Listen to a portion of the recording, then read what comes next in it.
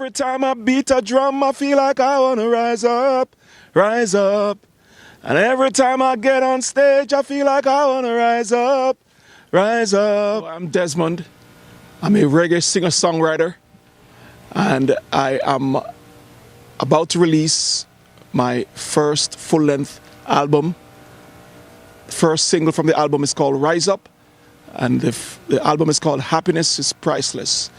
The album is about money, or the lack thereof, and some of the choices we make when we are faced with certain decisions as it relates to our financial situation. I have been a full-time student for the better part of the last 15 years. I would say 10, probably 11, 12 years here in the United States. And when you're a full-time student, it compromises your ability to work or to earn a living with a family, and so I guess when you're in that situation, a lot of you can identify with that. You are faced with choices as it pertains to money or the lack of money, and so I've been writing songs, and people tend to write about things you know about, things you are going through, things you're experiencing. So most of the songs are about me and my experiences and the experiences of my friends and my family. And so, it just so happens that when I was ready to put this album together, many of the songs that I'd written were related to money. So I said, you know what, let me write about money and the lack thereof. And let me call the album that. And then one of the songs, the last song I wrote for the album is called Happiness is Priceless. And so I decided, instead of money or the lack thereof, let me make that the title song of the album. Well, I came to America, as a student, full-time student. I came here with a bachelor's degree in business. But I really came because my real passion was to become a full-time musician.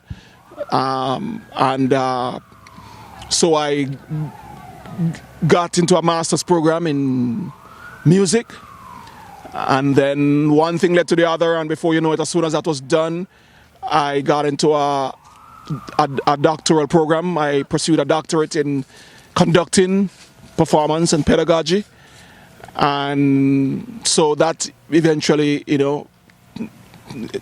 made me end up being here for about 10 or so years in the classroom full-time. Pedagogy is a study of teaching.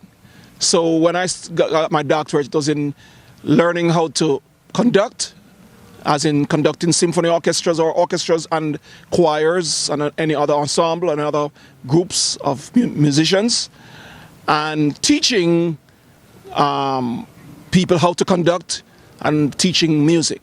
So that's what pedagogy is, the study of teaching. Well, I've been singing professionally since I'm 8 years old. I started out singing gospel music. Then I got into singing classical music in high school. Went to Kingston College, sang with the Kingston College Chapel Choir. Then I got into musical theater, performed at the pantomime company for a while, a few years. Then I did some cabaret work on the North Coast, singing pop and Jamaican folk music. And then I came to America and studied classical music. And, but I've sung all kinds of music. So when I talk about,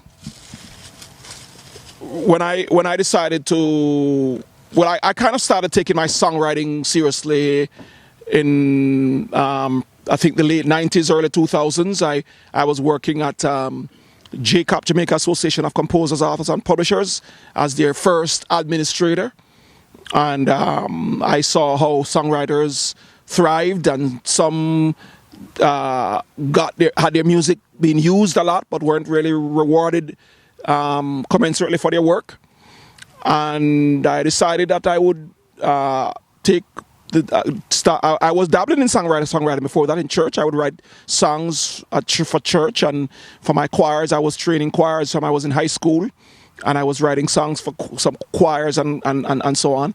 But I started taking it seriously while I was at Jacob. And so it was like a natural progression for me. I come here, I've been here in this country, and I'm singing and writing, that I would eventually put a record out. And so that's what I decided to do after I was done studying. To actually, I actually recorded an EP at Tough Gang in Jamaica. Before that, 3 of my songs. And then now I realized that I have all this material sitting around. I was actually trying to pitch them to other songwriters, other artists, and I wasn't getting any cuts. I wasn't getting a lot of bites from some of these artists. I wasn't getting any requests to record any of my songs, so I decided I would record my own songs. I can write, I can sing. Why not put my own material out? Most of my formal education has been in classical music, and so that has helped me to teach, to train choirs and to teach people to sing. I've done a lot of teaching. I've had a large teaching studio teaching people to sing, and I do a lot of church work. That kind of training has helped me with my church work. In terms of my commercial writing, I wouldn't say that my formal training has helped me too much with that, but I've studied songwriting informally. I have been members of songwriting associations, the Nashville Songwriters Association International, for example. I've been a member of that organization for a while. And basically what we do is we meet up every week or every month, and we sit around and play songs that we write for each other, and we critique the songs. We have seminars and workshops in Nashville or wherever, in New York, and we go to these and we develop our songwriting. But I wouldn't say that my songwriting or the work that I'm putting out now has benefited directly from my formal studies. But I have developed my skills informally. You know, I take lessons from people for my singing. I develop my songwriting informally by playing my songs every chance I get for people and getting them to give me feedback and critiquing them. And this was going on from I was in Jamaica. I remember I was at a camp one time in the hills of Blue Mountains at a songwriting workshop, and Mikey Bennett was there, right? And he critiqued my songs, and you know, I've been learning and developing my songwriting from way back then.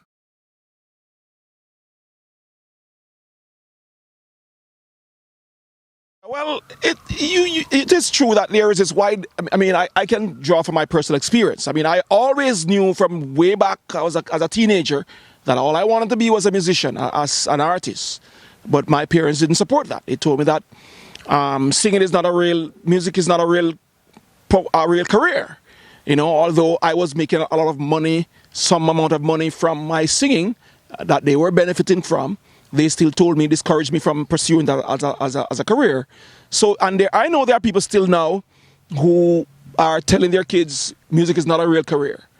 But the truth is, I also know a lot of doctors and lawyers who are quitting law and quitting medicine to pursue their real passion, which is music, because that was in their heart from the beginning. I know quite a few examples of that. So, you know, as I said, I believe that you should do what's in your heart. And anything you do, if it's in your heart, you are going to be successful at it. And it is a real career. If that's what's in your heart, it's a real career. And I would love to see people give, you know, the arts more credit. And I mean, I don't know, I can't imagine a world without music, for example. You know, so it it doesn't get enough respect, but it is a valid and important field to pursue, just like law or medicine or teaching or any other career.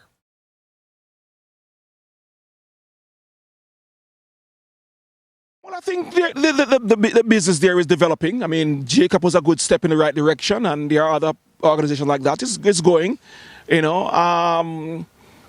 I would say that the music industry is on the right footing. I mean, one of the things that I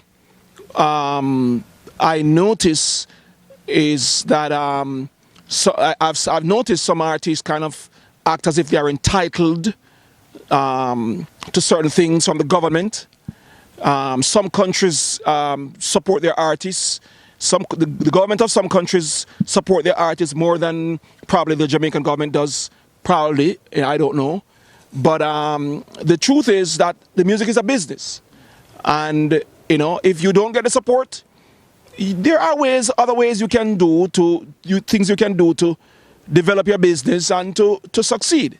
I see even successful artists complaining about lack of support from the government in Jamaica, as if they're entitled to this support. You know, as I said, a lot of I also think that there's a sentiment to where people try to avoid or evade taxes. You know, they are artists and they do everything to avoid or evade paying taxes, which the government need to help to run the country. But they gripe about lack of support from the government. So it's a two-way thing, you know, where I think the government can do more, but I also think that I see a lot of times when I'm doing business with people, and for example, I had a bass player who wouldn't work for me because I pay him by check and he only wants to be paid in cash. You know, things like that, because he doesn't want any record of the payments that he's getting. You know, things like that. So that's my 2 cents on that.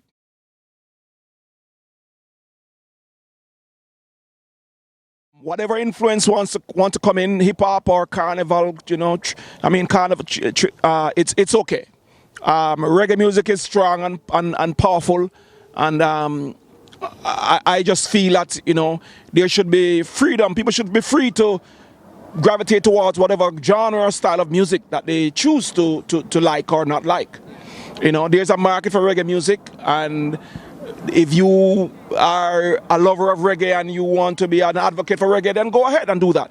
But it shouldn't mean that you shouldn't be trying to prevent people from coming in with hip hop or carnival music, soca, because you like reggae. You know, there is room for all type genres of music. I would say, you know, just whatever is in your heart. Just try and figure out what's in your heart. What is it that you're passionate about? And just keep at it. Just keep pursuing it. And every chance you get to learn something and to develop your skills, just keep at it and keep doing it. And don't listen to the naysayers. You know, just keep doing your thing. As long as that's what's in your heart, just keep doing it and keep working at it. I'm hoping to get on the summer festival, the reggae festival circuit in Europe by next summer. And I'm hoping to get on I'm basically trying to build my platform, you know, to get my message out, to try to inspire people. So if I get on the Billboard charts, that would help me. If I get on the reggae festival circuit in Europe next summer, that would help me. And if I get bookings elsewhere, that would help me. If I get just to get the word out, get the record, at least recoup the money I spent on the project so that I can record another project. I have enough material to record another project. In fact, I've started recording another project. You can go to my website, DESMONDTheSongwriter.com. I'm on Instagram, Desmond the Songwriter, on Facebook, Desmond the Song. You know, you can find me on any of those places. What's up to my team, you know, Shelly and Melody and Jim, my engineer extraordinaire, and Dave, you know, my publicist, and everybody else who has played a hand in helping me to put this project together, this album that I'm releasing. Sydney Mills from Steel Pulse and all the other people that have helped me with the project. What's up? Every time I beat a drum, I feel like I want to rise up, rise up. And every time I get on stage, I feel like I want to rise up, rise up. Every time I start to dance, I feel like I want to rise up, rise up. I'm going to wise up and rise up. Use my talent to rise up. Rainbow Car Service, Mr. Printer, Border Bitter Tonic,